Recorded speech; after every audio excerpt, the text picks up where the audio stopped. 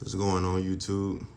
This next movie I'm gonna be talking about is one of, if not the greatest hood movie of all time, Menace to Society. This movie came out in 1993. It stars Tyrin Turner, um, Larenz, Tate, Jada Pinkett is in this movie. Tupac was supposed to be in this movie, but I think he kind of messed up his auditions, or he was doing too much at the auditions. But Short Dog in this movie, like they had a lot of cameos from people in this movie. But anyway, this movie is about a dude named Kane. He just graduated from high school, but he got like he Kane is like the dude in the hood who he got a good heart, but he just be in some jacked up situations. And it's like the people he be around put him in bad situations. Like Kane, he kind of strikes me as a dude, if he wasn't in the hood, if he was in like just like a suburban area around white kids, he look like he'll be like on a sports team or a straight A student or something, because it's like you're gonna adapt to your environment. But if you watch this movie, if you haven't seen this movie, the people he's around in this movie, like his best friend, Old Dog, is like the craziest nigga in the hood that you could possibly be friends with. His the older guys he with, like, they wild too. Even the dude who he claimed raised him, he's in prison for life. So Kane had so many different bad influences for him in this movie. And it's just like the only person who, well, his grandfather was a positive influence. Like, his grandfather was a Christian man, but this is a young dude in the streets who's selling drugs and he's wild.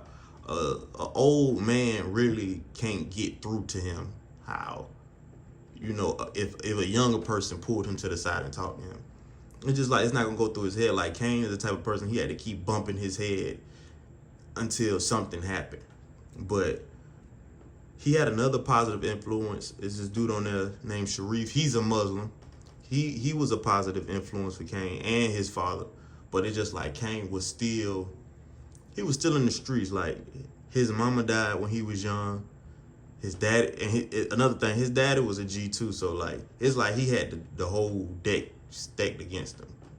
But Kane was just wild on this movie. Like, this dude, he robbing folks, he's shooting at folks. But when I said, like, he really wasn't bad, like when he shot somebody on this movie in retaliation because somebody shot him and his cousin after a party. But it's just like, sometimes the company you keep, there's no telling what his cousin could have did before that to make that occur. So that's why, like, sometimes the energy with the people you have around you could cause destruction in your life. And you will see on here a lot of times so many things was happening to him out the blue and he would just react to it. Like, it's one scene on the movie where he had a party, everybody drinking, having a good time, and the girl that Jada Pinkett plays, Ronnie, he it's this dude on there, Chauncey. He starts grabbing around and trying to feel on it, and Kane just snaps and just pistol whips him and all that.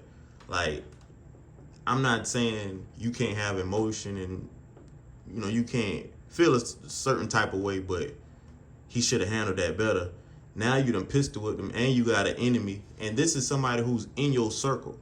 This is somebody who knows you. So at the beginning of the movie, Kane in the liquor store, and like I said, another bad influence in his life, his best friend, Old Dog, is the one who just decided he wanted to kill the freaking clerk and rob the place, and Kane had nothing to do with it. Kane was just trying to get him a bill. Now you in an armed robbery, you got to deal with this. You got to worry about the police on you, and you still got enemies in the streets. But now when he pistol whipped Chauncey at this party, Chauncey done seen the tape already. He done seen all this stuff that you got going on. Now you flashing out like that on him, you ain't even thinking about that. So now you got to worry about the police, your enemies. You got all this stuff going on, and then you still got all these bad influences around you. And Kane, he's still robbing people. He's just still moving any kind of way. And it's a part on the movie where Kane's grandfather asked him, he was like, "Do you care whether you live or die?" And at that point in time, Kane was like, I don't know. Because he really haven't, it still didn't get through to him. Even though he was shot by that point, like when him and his cousin got shot up in the car, you would think, you'd be like, man, I want to live. Like, I don't want to. He still said he didn't know. So he was really the type of person, he had to really bang his head. And after all this stuff was going on, it's like you could see him evolving and going in the right direction, but it was just certain stuff pulling him back. And then he ends up, it's another part I gotta get to that is very powerful in this movie.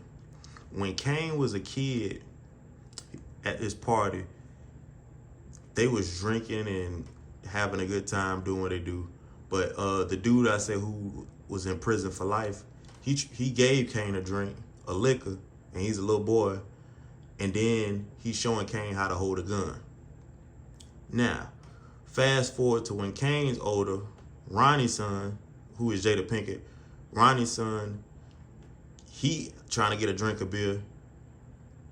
But Sharif was like, nah, we're not gonna give the kid no beer. And then it's another scene in the movie where Kane's showing him how to hold a gun, Ronnie's son how to hold a gun. If you really you have to really pay attention when you're watching these type of movies, because it's so many points in this that happens in people's real life. The cycle that was going on. When you was a kid, you was drinking liquor and people trying to show you how to hold guns. Now that you grown, you doing it to him. So now what's gonna happen when he gets older? He's gonna do it to somebody younger than him. And it was like the cycle will keep going until somebody breaks it. But that was a very powerful scene in the movie for me. But it's like closer to the end of the movie, Kane was really getting his head on straight. He was getting his mind. And like he was thinking about the future. And you could see him wanting to do good. But at this barbecue, he meets this girl, I think her name Alana.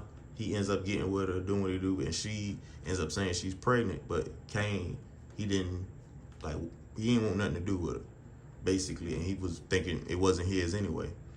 So he thinks nothing of it because he already has the police on his trail. He got to worry about Chauncey setting him up. He got too much to worry about. Then he got bad karma. He already been robbing people and shooting at people. He got a lot going on. He ain't thinking about some girl he just met that she claimed to be pregnant. I understand that though. He had a lot going on, but her cousin, quote unquote, it wasn't her cousin, for a dude she messed with. He runs up on Kane, and everybody know Kane ends up beating him up.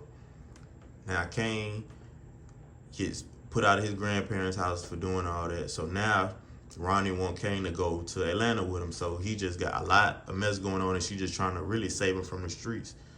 And eventually he said he was gonna go. Now this is like the most powerful scene in the movie, and it's the ending.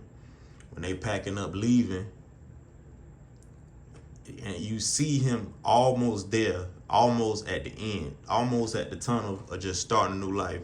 The dude you just stomped out comes back and kills you and one of your closest friends in broad daylight. And it's a little boy out there, and the little boy, they shooting.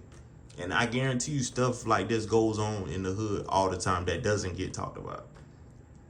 And that's why I feel like this will be forever one of the greatest hood movies of all time, because you see like a young dude who is in just a messed up environment, and when he finally gets a chance to escape, it's like the hood just swallow him whole. And this is like the majority of a lot of young black dudes that they'll get killed or they'll be going to prison for the rest of their life off of a dumb decision. And they got good intentions and they got good hearts, but it just the circumstances and the environments that they in.